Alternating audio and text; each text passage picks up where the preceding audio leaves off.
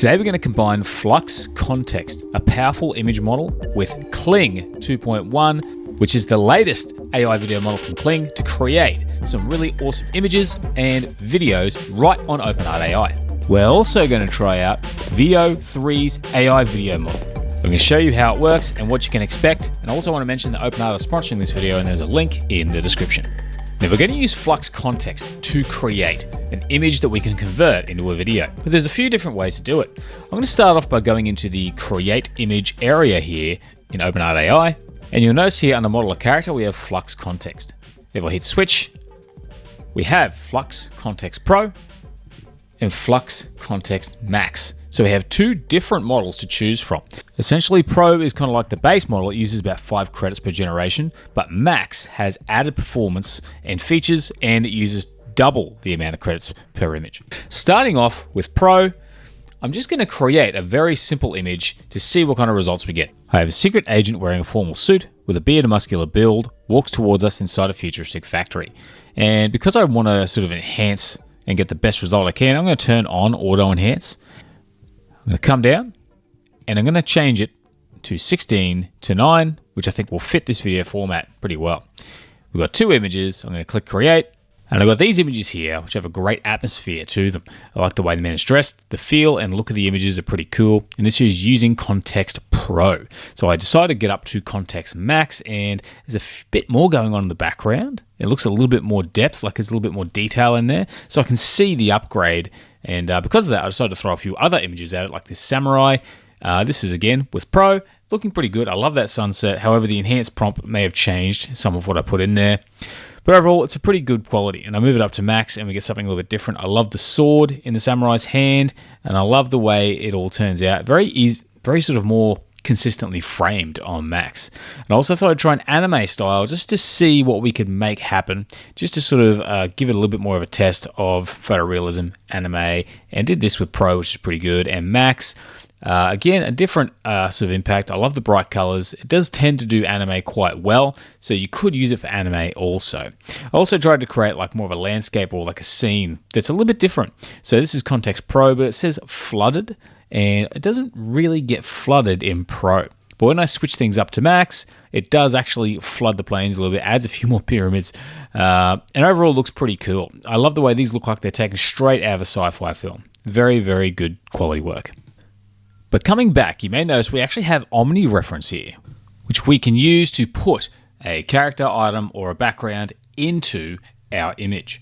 So if I wanted to take this secret agent and put my face on it, I could drag my face in. But on top of that, I'm also going to drag this picture of this suit, which is very different in nature to the one we've got. So with those two items in, sticking with the standard Flux Kontext, I'm going to create to see what kind of results we get by using that Omni reference.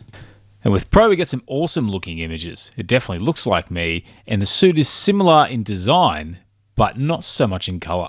So there's still something we need to do to improve that. But moving up to max, and I still get some high quality images, it still looks like me, but again, we don't quite get that suit.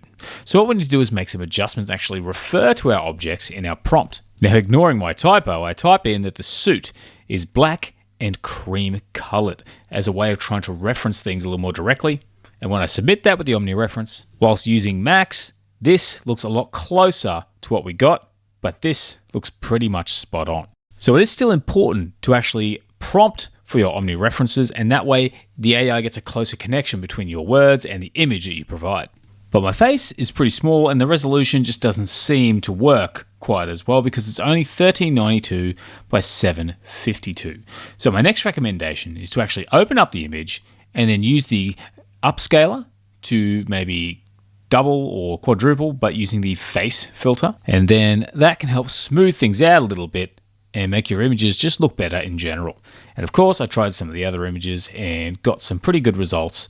So I think that's a really good workflow, is to actually go ahead and use that Omni reference tool. And it can be like an alternative to the character reference tool, but also just use upscale with face enhancement just to get a slightly better product than you would do straight out of Flux Kontext. Now, you're not limited to just drag and drop. You can right click and you can upload from there, or even use one of your AI characters from OpenArt. But I'm going to go to history and pick a different image. And I want to try a background, so I'm going to choose this pyramid image we made earlier. and I'm going to go in and add it into my prompt. So we have flooded pyramids of Egypt in the background. Now I accidentally changed the aspect ratio, but notice how the pyramids are pretty consistent, including my face, the suit. It manages to hold onto those details really, really well. So for creating images, especially if you're going to bring them into an AI video platform or tool that like Kling 2.1, this is a really powerful tool for composing the type of image you want to start your video with. But this is where it gets interesting. If I come over here to chat, you notice at the top here, it already says Flux Kontext Pro. We've got Gemini, GPT, and I've covered those in another video, but we also have Flux Kontext. I'm going to stick with Max because I want to really get the best quality. And I can upload some images in here. I'm going to drag this image of me in as before. So I've got that selected. But on top of that, I'm going to say, please put the man in the photo into a green formal suit wearing a big top hat. And you can see how it's basically almost identically copied my face, but put me in that suit. But I can also say, zoom out a little, have him hold a cane. As you can see, it maintains the image information and manages to zoom out. But even if I type in, make the suit purple, and it's effectively changed that suit to purple. So you can already see just how easy it is to use Flux Kontext Pro. It has a really solid editing system. It allows you to edit images really well. But if I decide to add some text like, add the text, the magician, it does a pretty good job of adding text as well. But I can also say something like, make the font of the text 3D and curved, and you can see it's curved that text, and it's done a pretty good job with it overall. So Flux Kontext proves itself to be very effective. The fact that it works in chat makes it very simple to start using. You can edit images pretty consistently within the chat, and it also produces high quality images. I think especially when you're using the Max model. It also has a very solid Omni reference feature for referencing things like people, characters, objects, or backgrounds. However, you may need to upscale some of the images you create to get the best results. But let's test out the AI video tools, which is Kling 2.1 and VEO 3. And I'm going to work initially off this image to see what kind of videos we can create. And now our next step is we're going to head over here to videos. Now we already have Kling 2.1 selected. We have a whole host of other models here, including VEO 3, so we might try that as well. But otherwise, we can drag and drop our image in here. I really like this image. And now I just need to add a prompt. I have a man walks out of frame while drones fly past the pyramids. Pyramids collapse. I go for 5 seconds, and we have 3 different quality modes. So I'll try one of each, and we can compare the results. Starting with standard, it looks pretty decent. Some of the drones can look a little funny. The collapse looks a little funny, but overall, not bad. Now, Pro does a slightly better job and ups the resolution to 1080p. But notice how the drones kind of turn into some of the debris, and what's left, they look a little wonky there at the end. Whereas Master, the drones are looking their best, and the collapse looks the most natural as well. But you can also see how the drones remain separate throughout the video and consistent until the end. So each layer of quality in Kling does make a difference. But this time, we're going to use VEO 3.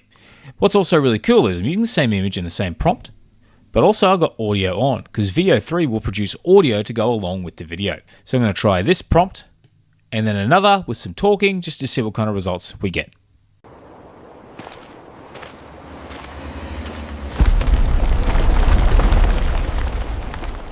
So the collapse looks more natural, but there's less happening in this, and I thought the sound was pretty good.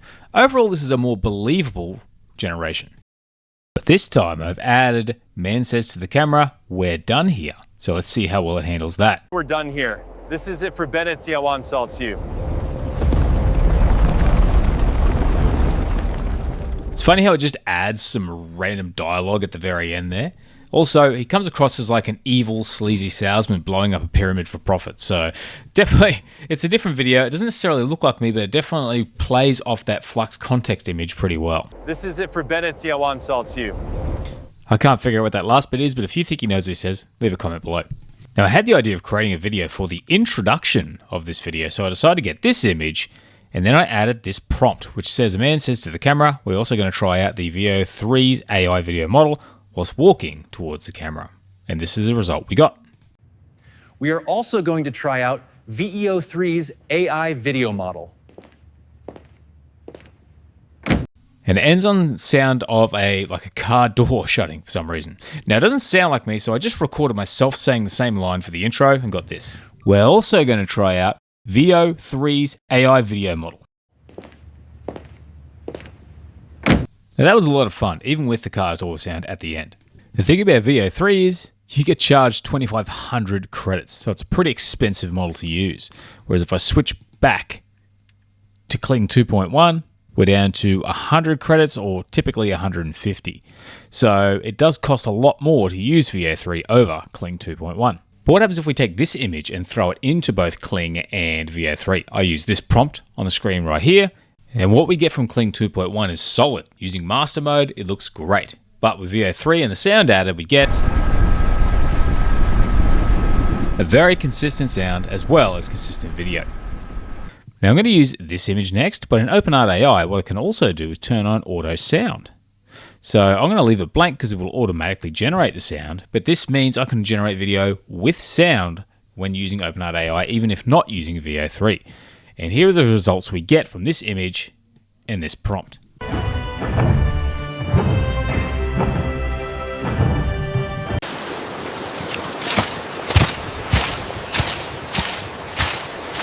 A far more natural result with VEO3. Now I thought I'd also go through some of these other videos I've created in the past, find ones that I like, download them, and also create them again with the same settings using Kling 2.1 and VEO3. I created this video with Kling 1.6 Pro, nice and smooth, but a little bit blurry in some areas. Kling 2.1, a little bit, not quite as smooth, but much sharper. But with VEO3, very smooth, and the sound is a little bit jarring, but it works. You can see from the original Kling 1.6, it's smooth, it kind of works well, but it's a bit fuzzy and some details are a bit funny. Kling 2.1 is very sharp, adds some more elements, but VEO3 I think is the best.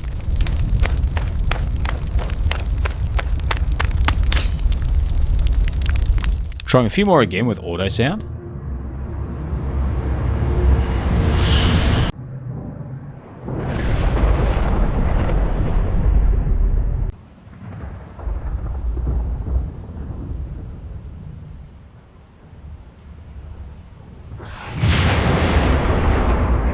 Reviewing this 10-second video again, notice how sharp the environment is when you focus on the footpath, the reflections. It's really an amazing video model.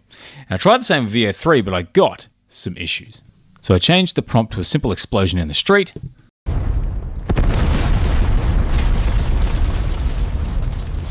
I then moved the explosion to the front of the prompt and kept the original. And it looks amazing, but I think Kling 2.1 was the better result for this one. But I'm also going to try out text to image. Starting off with the same prompt as what we just had, I'm going to have auto enhance turned on and I'm going to compare the models. From there, and click create.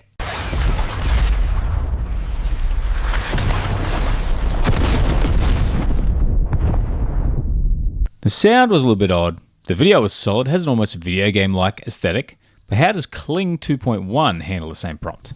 And this time without sound, this looks amazing. A little bit video game-like, but very sharp, very cool. I actually did a second one, and this is how that video turned out as well. In this one, looking a little bit more lifelike, but using the same Kling 2.1 model. I then tried the same prompt for the pyramids. This is with Kling, and with VEO3 got some more really awesome results.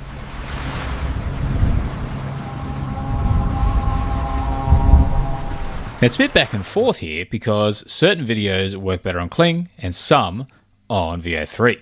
My final comparison is the samurai, which in Kling looks very lifelike and photorealistic, whereas VEO3 looks more like a video game.